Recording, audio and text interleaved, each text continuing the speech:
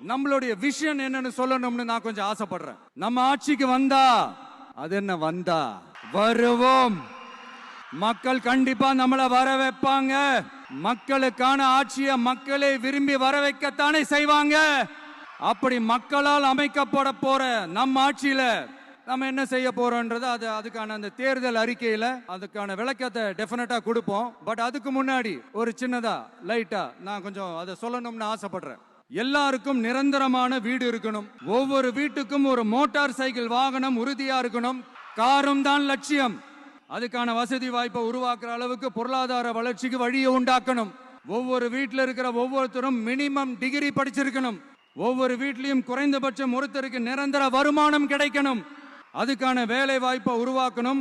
அதுக்கு தகுந்த மாதிரி கல்வியில பாடத்திட்டத்துல சீர்திருத்தம் செய்யணும். கவர்மெண்ட் ஹாஸ்பிட்டல்ஸுக்கு மக்கள் எல்லாரும் பயம் இல்லாம நம்பி போற மாதிரி மாத்தணும். பருவமழை காலத்துல ஏற்படுற வெள்ளத்தால ஊரும் சரி மக்களும் சரி விவசாயமும் சரி பாதிக்கப்படாம இருக்கணும். அதுக்கு 4000 கோடி திட்டம்னு ஒரு உருட்டுனாங்களே, அந்த மாதிரி எல்லாம் எதுவும் இல்லாம உண்மையான ஒரு பாதுகாப்பு திட்டத்தை உருவாக்கணும்.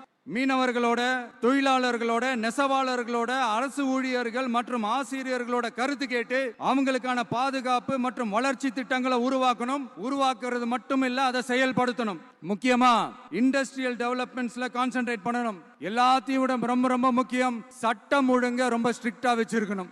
நம்மளுடைய அம்மா, அக்கா, தங்கச்சிகள், அவங்களுடைய பிள்ளைகள், குழந்தைகள் எல்லாருக்கும் பாதுகாப்பு, அதுவும் உண்மையான ஸ்ட்ராங்கான பவர்ஃபுல்லான பாதுகாப்பை உண்டாக்கணும். அண்ணா யூனிவர்சிட்டியில நடந்த அந்த பெண்ணுக்கு நடந்த அந்த பிரச்சனை மாதிரியோ, இல்ல கோவையில நடந்த அந்த கல்லூரி பெண்ணுக்கு நடந்த பிரச்சனை மாதிரியோ அதெல்லாம் நடக்க விடவே கூடாது.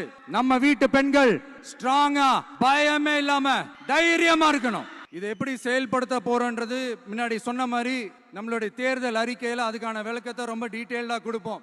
நான் சும்மா மத்தவங்க மாதிரி அவங்கள மாதிரி எல்லாத்தையும் அடிச்சு விட்டுட்டு ஏமாத்துற வேலையெல்லாம் இங்க கிடையாது நம்ம கிட்ட. நான் மறுபடியும் சொல்றேன், நம்ம அரசியலுக்கு வந்தது உங்களுக்கு நல்லது நல்லது நல்லது மட்டுமே செய்யறது தான். எங்களுக்கு வேற எந்த அஜெண்டாவும் கிடையாது.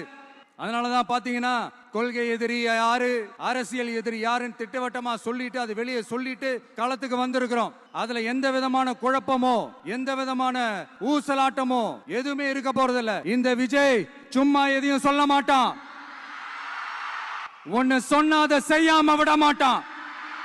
அது மக்களுக்கு நல்லாவே தெரியும்.